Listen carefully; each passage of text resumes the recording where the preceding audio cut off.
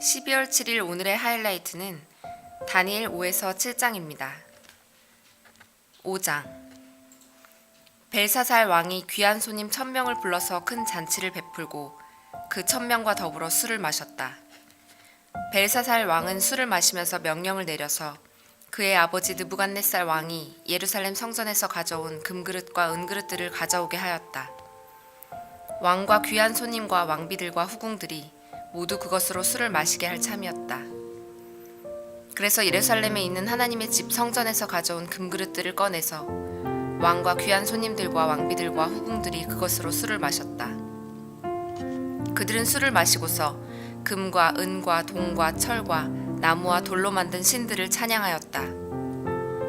그런데 바로 그때 갑자기 사람의 손이 나타나더니 촛대 앞에 있는 왕궁 석고 벽 위에다가 글을 쓰기 시작하였다. 왕은 그 손가락이 글을 쓰는 것을 보고 있었다. 그러다가 왕의 얼굴빛이 창백해지더니 공포에 사로잡혀서 넓적다리에 힘을 잃고 무릎을 서로 부딪히며 떨었다.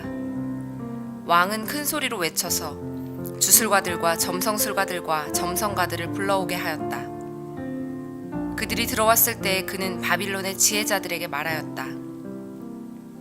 누구든지 이 글자를 읽고서 그 뜻을 나에게 알려주는 사람은 자색 옷을 입히고 금목걸이를 목에 걸어주며 이 나라에서 셋째 가는 통치자로 삼겠다. 왕궁 지혜자들이 모두 나왔으나 아무도 그 글자를 읽는 사람이 없었고 그 뜻을 왕에게 알려주는 사람도 없었다. 벨사살 왕은 크게 낙심하여 얼굴빛이 변하였고 손님들도 당황하였다. 왕과 귀한 손님들의 고함 소리를 듣고서 왕의 어머니가 연회장으로 들어왔다. 왕의 어머니가 왕에게 말을 하였다. 임금님의 만수무강을 빕니다. 임금님은 너무 번민하지 마시고 얼굴에서 근심을 떨쳐버리시기 바랍니다. 임금님의 나라에 거룩한 신들의 영을 받은 한 사람이 있습니다.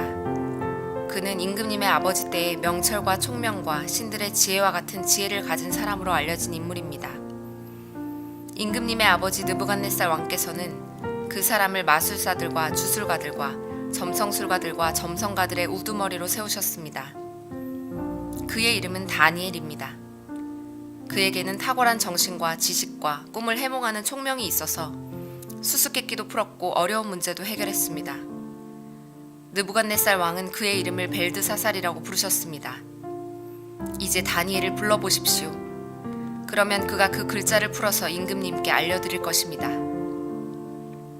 다니엘이 왕 앞에 나아오니 왕이 다니엘에게 물었다.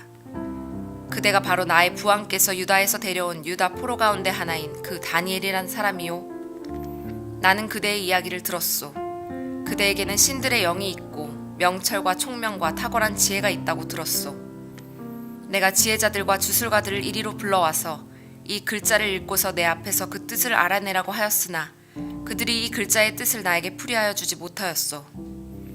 그러나 나는 그대가 글자를 해석할 수 있고 어려운 문제도 풀 수 있다고 들었소. 지금 그대가 이 글자를 읽고 나에게 뜻을 풀이하여 주면 그대에게 자색 옷을 입히고 목에 금목걸이를 걸어주고 이 나라에서 셋째 가는 통치자로 삼겠소. 다니엘이 왕 앞에서 아뢰었다. 임금님이 주시겠다는 선물은 거두시고 임금님이 내리실 상급은 다른 사람에게 주시기 바랍니다. 그럴지라도 저는 이 글자를 읽고서 그 뜻을 풀이하여 임금님께 알려드리겠습니다. 임금님, 가장 높으신 하나님이 임금님의 아버지 느부갓네살 왕께 나라와 큰 권세와 영광과 위엄을 주셨습니다. 하나님이 그에게 큰 권세를 주셨으므로 민족과 언어가 다른 뭇 백성들이 그 앞에서 떨면서 무서워하였으며 부친께서는 마음대로 사람을 죽이기도 하고 마음대로 사람을 살리기도 하고 마음대로 사람을 높이기도 하고 마음대로 사람을 낮추기도 하셨습니다. 그러나 부친께서 마음이 높아지고 생각이 거만해지셔서 교만하게 행동을 하시다가 왕위에서 쫓겨나셔서 명예를 잃으신 일이 있었습니다. 사람 사는 세상에서 쫓겨나시더니 그의 마음은 들짐승처럼 되셨고 들나귀와 함께 사셨으며 소처럼 풀을 뜯으셨고 몸은 하늘에서 내리는 이슬로 젖으셨습니다. 그때에야 비로소 부친께서는 가장 높으신 하나님이 인간의 나라를 다스리시고 하나님의 뜻에 맞는 사람을 그 자리에 세우시는 줄을 깨닫게 되셨습니다. 느부갓네살의 아드님이신 벨사살 임금님은 이 모든 일을 아시면서도 마음을 겸손하게 낮추지 않으시고 하늘의 임금님이시요 주님이신 분을 거역하시고 스스로를 높이시며 하나님의 성전에 있던 그릇들을 가져오게 하셔서 임금님과 귀한 손님과 왕비들과 후궁들이 그것으로 술을 마시게 하셨습니다. 그리고 임금님은 보거나 듣거나 알지도 못하는 금과 은과 동과 쇠와 나무와 돌로 만든 신들은 찬양하시면서도 임금님의 호흡과 모든 길을 주장하시는 하나님께는 영광을 돌리지 않으셨습니다. 그러므로 하나님이 손을 보내셔서 이 글자를 쓰게 하신 것입니다. 기록된 글자는 바로 메네, 데겔과 바르신입니다. 그 글자를 해석하면 이러합니다. 메네는 하나님이 이미 임금님의 나라의 시대를 계산하셔서 그것이 끝나게 하셨다는 것이고, 데겔은 임금님이 저울에 달리셨는데 무게가 부족함이 드러났다는 것이고, 바르신은 임금님의 왕국이 둘로 나뉘어서 메대와 페르시아 사람에게 넘어갔다는 뜻입니다. 벨사살이 곧 명령을 내려서 다니엘에게 자색옷을 입히고 그의 목에 금목걸이를 걸어주었으며 그를 그 나라에서 셋째가는 통치자로 삼았다. 바로 그날 밤에 바빌로니아의 벨사살 왕은 살해되었고 메대 사람 다리우스가 그 나라를 차지하였다. 다리우스의 나이는 62살이었다. 6장. 다리우스는 자기의 뜻대로 나라 안에 지방 장관 120명을 세워서 나라를 다스리게 하였다. 또 그들 위에 정승 3사람을 세웠는데 다니엘도 그 가운데 한 사람이었다. 그리고 지방 장관들이 정승들에게 업무를 보고하게 하여 왕에게 피해를 끼치는 일이 없도록 하였다. 그런데 다니엘이 다른 정승들이나 지방 장관들보다 더 우수하였으므로 왕이 그를 나라의 통치자로 임명하고자 하였다. 그러자 다른 정승들과 지방 장관들이 다니엘이 나라 일을 잘못 처리한 것을 찾아내려 하였다. 그러나 그들은 그에게서 아무런 실책이나 허물을 발견하지 못하였다. 다니엘이 임무에 충실하여 아무런 실책이나 허물이 없었기 때문이다. 그래서 그들은 서로 말하였다. 다니엘이라는 자는 그가 믿는 신의 법을 문제 삼지 않고는 고발할 근거를 찾을 수 없다. 그리하여 총리들과 방백들은 왕에게로 나아가서 아뢰었다. 다리우스 임금님 만수무강하시기를 빕니다. 이 나라 정승들과 대신들과 지방 장관들과 고문관들과 총독들이 모두 의논한 바가 있습니다. 임금님이 법을 한 가지 만드셔서 금령으로 내려주시도록 요청하기로 하였습니다. 그 법은 앞으로 30일 동안에 임금님 말고 다른 신이나 사람에게 무엇을 간구하는 사람은 누구든지 사자굴에 집어넣기로 한다는 것입니다. 바라옵기는 임금님이 이제 금령을 세우시고 그 문서에 임금님의 도장을 찍으셔서 메대와 페르시아에 고치지 못하는 법을 따라서 그것을 다시 고치지 못하게 하시기를 바랍니다. 그리하여 다리우스 왕은 금령의 문서에 왕의 도장을 찍었다. 다니엘은 왕이 금령 문서에 도장을 찍은 것을 알고도 자기의 집으로 돌아가서 다락방으로 올라갔다. 그 다락방은 예루살렘 쪽으로 창문이 나 있었다. 그는 늘 하듯이 하루에 3번씩 그의 하나님께 무릎을 꿇고 기도하며 감사를 드렸다. 그때 다니엘을 모함하는 사람들이 들이닥쳐 다니엘이 그의 하나님께 기도하며 간구하는 것을 목격하였다. 그들이 왕에게로 나아가서 다니엘을 고발하려고 왕에게 금령을 상기시켰다. 임금님이 금령의 도장을 찍으시고 앞으로 30일 동안 임금님 외에 다른 신이나 사람에게 무엇을 간구하는 사람은 누구든지 사자굴에 던지기로 하지 않으셨습니까? 왕이 대답하였다. 그 일은 고칠 수 없다. 그것은 메대와 페르시아의 법을 따라 확정된 것이다. 그들이 왕에게 아뢰었다. 임금님, 유다에서 잡혀온 다니엘이 임금님을 무시하고 또 임금님이 도장이 찍힌 금령을 무시하여 하루에 3번씩 기도를 드리고 있습니다. 왕은 이 고발을 듣고 몹시 괴로워하고 다니엘을 구원하려고 마음을 쓰며 해가 질 때까지 온갖 노력을 다하였다. 그때 이 사람들이 왕에게 다가와서 말하였다. 임금님, 메대와 페르시아의 법은 임금님이 한번 금령이나 법률을 세우시면 그것을 바꾸실 수 없다는 사실을 기억하시기 바랍니다. 그래서 왕이 명령을 내리니 그들이 다니엘을 끌어다가 사자굴에 던져 넣었다. 왕이 다니엘에게 말하였다. 그대가 늘 섬기는 그대의 하나님이 그대를 구하여 주시기를 비오. 사람들이 돌 하나를 굴려다가 어귀를 막았고 왕이 그 위에 자기의 도장과 귀인들의 도장을 찍어서 봉하였다. 이렇게 하여서 다니엘에게 내린 조치를 변경할 수 없게 하였다. 그 뒤에 왕은 궁전으로 돌아가서 그날 밤을 뜬 눈으로 지새우며 먹지도 마시지도 않고 즐거운 일은 아무것도 하지 못하게 하였다. 이튿날 동이 틀 때에 왕은 일어나는 길로 곧 사자굴로 갔다. 그 굴 가까이에 이르러서 왕은 슬픈 목소리로 외치며 다니엘에게 말하였다. 살아계신 하나님의 종 다니엘은 들으시오. 그대가 늘 섬기는 그대의 하나님이 그대를 사자들로부터 구해주셨소? 다니엘이 왕에게 아뢰었다. 임금님의 만수무강을 빕니다. 나의 하나님이 천사를 보내셔서 사자들의 입을 막으셨으므로 사자들이 나를 해치지 못하였습니다. 그것은 하나님 앞에서 나에게는 죄가 없다는 사실이 드러났기 때문입니다. 임금님, 나는 임금님께도 죄를 짓지 않았습니다. 왕이 매우 기뻐하면서 다니엘을 굴에서 끌어올리도록 명령하니 사람들이 다니엘을 굴에서 끌어올렸다. 그가 자기 하나님을 신뢰하였기 때문에 그에게서는 아무런 상처도 찾아볼 수 없었다. 왕이 명령을 내려서 다니엘을 헐뜯은 사람들을 데려오게 하고 그들과 그 자식들과 아내들을 사자굴에 던져 넣으니 그들이 굴 밑바닥에 닿기도 전에 사자들이 그들을 움켜서 그 뼈까지 부서뜨렸다. 그때에 다리우스 왕은 전국에 사는 민족과 언어가 다른 뭇 백성에게 조서를 내렸다.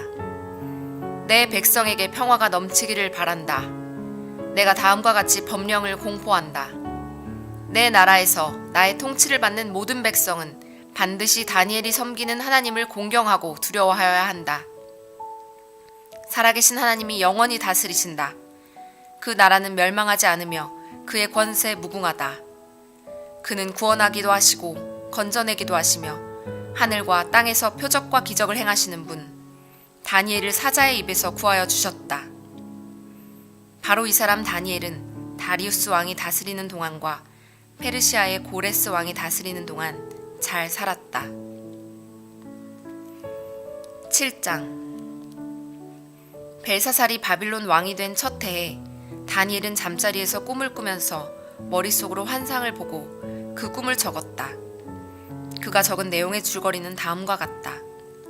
다음은 다니엘이 한 말이다. 내가 밤에 환상을 보았는데 동서남북 사방에서 하늘로부터 바람이 큰 바다에 불어닥쳤다. 그러자 바다에서 모양이 서로 다르게 생긴 큰 짐승 4마리가 올라왔다. 첫째 짐승은 사자와 같이 보였으나 독수리의 날개를 가지고 있었다. 내가 살펴보고 있는 동안에 그 날개들이 뽑혔다. 그 짐승은 몸을 일으키더니 사람처럼 발을 땅에 디디고 섰는데 사람의 마음까지 지니고 있었다. 또 살펴보니 다른 짐승, 곧 둘째 짐승은 곰과 같았는데 뒷발로 서 있었다. 그 짐승은 갈빗대 3개를 물고 있었는데 누군가가 그에게 이렇게 말하였다. 일어나서 고기를 많이 먹어라. 그 뒤에 내가 또 살펴보고 있는데 또 다른 짐승이 나왔다. 그것은 표범처럼 생겼으나 등에는 새의 날개가 4개나 있었고 머리도 4개나 달려 있었으며 아주 권위가 있어 보였다. 그 뒤에 내가 밤의 환상을 계속 살펴보고 있는데 넷째 짐승이 나왔다. 그것은 사납고 무섭게 생겼으며 힘이 아주 세었다. 이 짐승은 쇠로 된 큰 이빨을 가지고 있어서 그것으로 먹이를 잡아먹고 으스러뜨리며 먹고 남은 것은 발로 짓밟아 버렸다. 이 짐승은 앞에서 말한 짐승들과는 달리 뿔을 10개나 달고 있었다. 내가 그 뿔을 유심히 살펴보고 있자니 다른 작은 뿔 하나가 그 뿔들 사이에서 돋아났다. 먼저 나온 뿔 가운데서 셋이 새로 돋아난 그 뿔에 밀려서 뿌리째 뽑혔다. 새로 돋아난 뿔은 사람의 눈과 같은 눈을 가지고 있었고 입이 있어서 거만하게 떠들었다. 내가 바라보니 옥좌들이 놓이고 한 옥좌에 옛적부터 계신 분이 앉으셨는데 옷은 눈과 같이 희고 머리카락은 양털과 같이 깨끗하였다. 옥좌에서는 불꽃이 일고 옥좌의 밭귀에서는 불길이 치솟았으며 불길이 강물처럼 그에게서 흘러나왔다. 수종 드는 사람이 수천이요 모시고 서 있는 사람이 수만이었다. 심판이 시작되는데 책들이 펴져 있었다. 내가 보고 있는 동안에 작은 뿔이 크게 떠드는 소리를 들을 수 있었다. 내가 살펴보니 넷째 짐승이 살해되고 그 시체가 뭉그러져서 타는 불에 던져졌다. 그리고 그 나머지 짐승들은 그들의 권세를 빼앗겼으나 그 생명은 얼마 동안 연장되었다. 내가 밤에 이러한 환상을 보고 있을 때에 인자 같은 이가 오는데 하늘 구름을 타고 와서 옛적부터 계신 분에게로 나아가 그 앞에 섰다. 옛부터 계신 분이 그에게 권세와 영광과 나라를 주셔서 민족과 언어가 다른 뭇 백성이 그를 경배하게 하셨다. 그 권세는 영원한 권세여서 옮겨가지 않을 것이며 그 나라가 멸망하지 않을 것이다. 나 다니엘은 마음속이 괴롭고 머리에 환상들이 나를 번민하게 해서 거기에 서 있는 천사들 가운데 하나에게 가까이 가서 이 모든 일을 두고 참 뜻을 물었다. 그가 나에게 설명하면서 그 일을 풀이하여 알려주었다. 이 큰 짐승 4마리는 앞으로 땅에서 일어날 네 왕이다. 그러나 가장 높으신 분의 성도들이 나라를 얻을 것이며 영원히 그것을 누릴 것이다. 그때에 나는 넷째 짐승의 참뜻을 더 알고 싶었다. 이 짐승은 다른 모든 짐승과 달랐으며 매우 사납고 쇠의 이빨과 노쇠 발톱으로 먹이를 잡아먹고 으스러뜨리고 그 나머지 짐승들을 발로 짓밟아 버렸다. 나는 또 그 짐승의 머리에 있던 10뿔과 새로 돋아난 다른 뿔 하나도 알고 싶었다. 그 다른 뿔 앞에서 새 뿔이 빠졌다. 그 뿔에는 눈들이 있고 크게 떠드는 입이 있었으며 그 모습이 다른 뿔들보다 강하게 보였다. 내가 보고 있을 때에 새로 돋은 그 뿔이 성도들에 맞서서 전쟁을 일으키고 그들을 이겼으나 옛적부터 계신 분이 오셔서 가장 높으신 분의 성도들의 권리를 찾아주셔서 마침내 성도들이 나라를 되찾았다. 그 천사가 이렇게 말하였다. 넷째 짐승은 땅 위에 일어날 넷째 나라로서 다른 모든 나라와 다르고 온 땅을 삼키며 짓밟고 으스러뜨릴 것이다. 그 10뿔은 이 나라에서 일어날 10왕이다. 그 뒤에 또 다른 왕이 일어날 것인데 그 왕은 먼저 있던 왕들과 다르고 또 전에 있던 새 왕을 굴복시킬 것이다. 그가 가장 높으신 분께 대항하여 말하며 가장 높으신 분의 성도들을 괴롭히며 정해진 때와 법을 바꾸려고 할 것이다. 성도들은 한 때와 두 때와 반 때까지 그의 권세 아래에 놓일 것이다. 그러나 심판이 내려서 그는 권세를 빼앗기고 멸망하여 없어질 것이다. 나라와 권세와 온 천하 열국의 위력이 가장 높으신 분의 거룩한 백성에게로 돌아갈 것이다. 그의 나라는 영원한 나라다. 권세를 가진 모든 통치자가 그를 섬기며 복종할 것이다. 이것이 그 환상의 끝이다. 나 다니엘은 이 생각 때문에 고민하여 얼굴색이 변하였지만 이 일을 마음에 간직하였다. 아멘.